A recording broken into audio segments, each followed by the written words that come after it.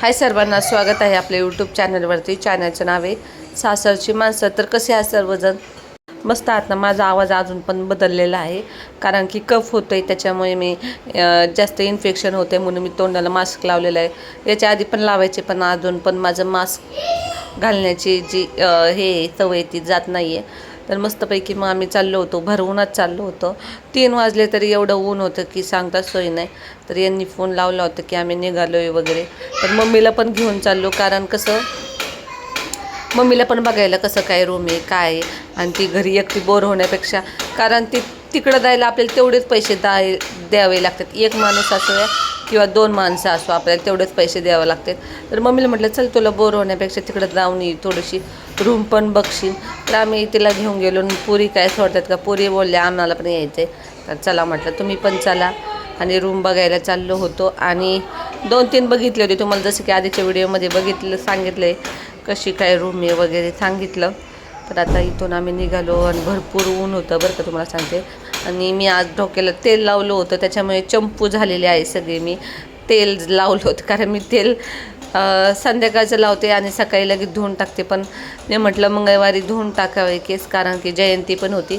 त्या हिशोबाने मी तसे 2 दिवस तेल मुरून ठेवलं डोक्यामध्ये. आता मम्मी ते म्हणते तू केसच कापून टाक, कारण तुझ्याकडून केसांची निगाच राखणं होत नाही. आणि मला तर असं वाटायला मी गप्पू पण झालेली आहे थोडीशी. आणि तिथं गेलो, रिक्षात बंद पडली. रिक्षा बंद पडली.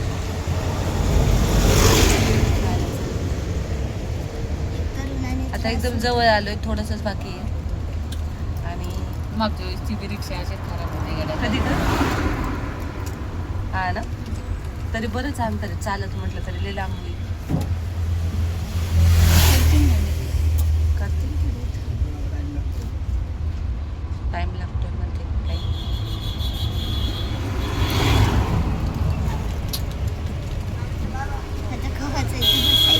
तर आम्ही आलो रूम बघायला.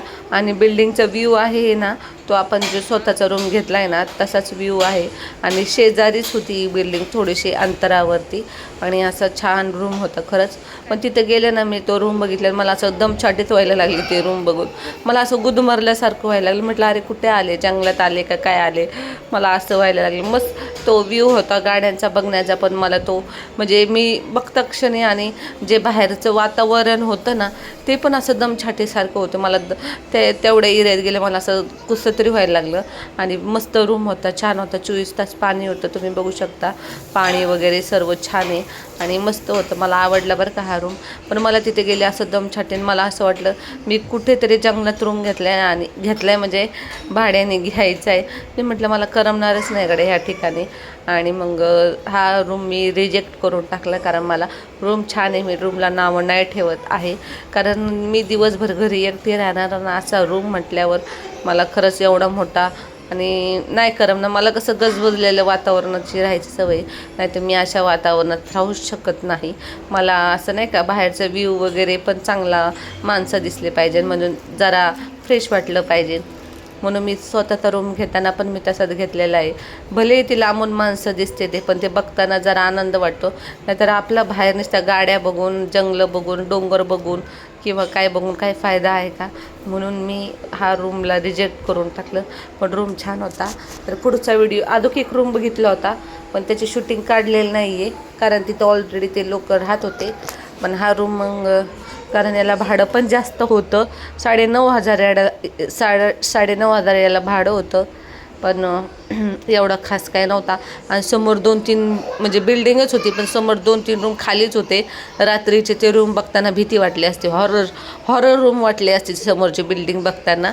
त्याच्यामुळं, कारण तिथं समोरच्या बिल्डिंगमध्ये एवढे राहायला पण नव्हते आलेले. पण काय कसं होतं, बिल्डिंग समोरची खाली असली ना, समोर अशी भीती वाटते, हॉरर भूत वगैरे दिसण्याची. त्याच्यामुळे तो रिजेक्ट केला मी.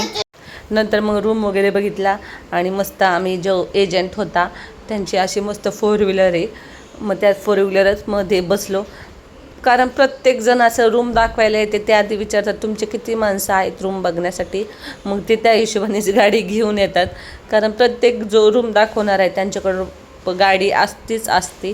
तर मग नंतर मग आम्ही घरी वगैरे आलो, भरपूर ऊन होतं, मग उशीर पण झाला होता घरी येऊन. मग मी काय केलं, पटपट स्वयंपाकाला लागले. मस्तपैकी येतानाच वांगे घेऊन आले होते, मस्त काटेरी वांगे होते. तर मम्मीला म्हटलं आज माझ्या आजची भाजी खा म्हटलं, तर रोज मी तुझ्या हातची खाते, आज माझ्या हातची खाऊन बघ. तर मग मी पटकन स्वयंपाकाला मम्मी थकली होती, मी पण थकली होते. पण आपण थोडं जरी बाहेर गेलो तरी असं थकल्यासारखं होतं. आणि म्हटलं मग आता थोडंसं मला बरं वाटायला लागलं होतं, म्हणून मला थोडंसं नाही का काम करायला पण एनर्जी वाटते. नाही तर मला खूप असे पाय वगैरे आता मध्ये खूप दुखत होते. नंतर प्रिशाने काय केलं, सारखं तिचं असते मला हात धुवायचा आहे, हे धुवायचं आहे, मला सारखं तिचं किचनमध्ये काम असतं. नंतर मग वांग्याची भाजी वगैरे बनवायला घेतली. आंबे आणले होते येताना, कारण आमरस खायचा आहे मला, पण बनवलं नाही अजून, कारण आत्ताच नाही बनवणार, आखिती झाल्यावर आमरस बनवणार. तर मस्त सगळे वांगे कापून घेतले, सगळे छान होते बरं का, आळे वगैरे नव्हती त्याच्यामध्ये. आणि 4च वांगे केले, कारण ह्यांना वांगे नाही आवडत, फक्त रस्सा बनवणार होती मी. मग पटकन वांगे पाण्यात भिजत ठेवले 10-15 मिनटासाठी. तुम्ही पण तसंच करत जा, वांगे कापल्यावरती पाण्यात भिजत ठेवत जा, जेणेकरून मला तर डॉक्टरांनी वांगं खायलाच लावलं नाही बरं का खरं, तरी मी खाल्लं. आणि दुसऱ्या दिवशी म्हणजे माझे पायच दुखले, तुम्हाला काय सांगू. वांगं म्हणजे काही गोष्टी आहेत त्या मला डॉक्टरांनी सांगितलं तुम्ही खाऊ नका, वांगे, गवारीचे शेंगा, मेथी. तर मग पीठ वगैरे मळून घेतलं, भाकरी काही बनवत नाही, सकाळच्या चपात्या असतात आणि रात्रीच्या पण चपात्या असतात. भाकर नाही आवडत मला, मम्मीला पण नाही आवडत, आणि मी पण नाही खात जास्त, असं नाही का टोटरे बसल्याने होते. तर पाय दुखत होते माझे, त्याच्यामुळे मी एका पायावर उभी राहिली. तर वांग्यासाठी घेतलेले आहे शेंगदाणे भाजले, हिरव्या मिरच्या, कोथिंबीर, हिरव्या मिरच्या हे सर्व टाकलं होतं. आणि मग नंतर त्याची पेस्ट बनवणार होते.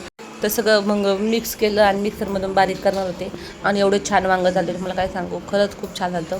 मम्मीला तर एवढं आवडलं ना, तर मम्मी म्हटली एवढी सुगरण असून तू बनवत नाही, तर काय करू, मला ना आता कंटाळा येतो बनवायचा. कंटाळा नाही म्हणता येत, पण ना मला नाही का मम्मी आल्यावर मम्मीच्याच हातचं खायचं असतं, नाही का, एक हाऊस असते, अरे मम्मीच्या हातचं खाऊ. दररोज आपलं हातचं खाऊन पण आपल्याला कंटाळा आलेला असतो. म्हणून मग मला मम्मी बनवती, पण म्हटलं त्याला आज मम्मीला बनवते, कारण माझे हातपाय बरे वाटत होतं. आणि मस्तपैकी ना डान्स करत होते. बिग बॉसमध्ये गाणे लागले होते, त्यांचा टास्क चालू होता, भावचा धक्का चालू होता, त्याच्यावर गाणे होते आणि त्याच्यावर मी तो डान्स करत होते. तर तुम्ही म्हणता आज जरालेच पाय वगैरे बरे वाटते ते, पण मी गोळ्या बदलल्या आहेत. आणि रोजचं माझं जे डेलीचं रुटीन आहे त्याच्यामध्ये खाण्यापिण्यात मी बदल केलेला आहे. तर त्याच्यामुळे मला थोडीशी एनर्जी आहे, बाकी काही नाही.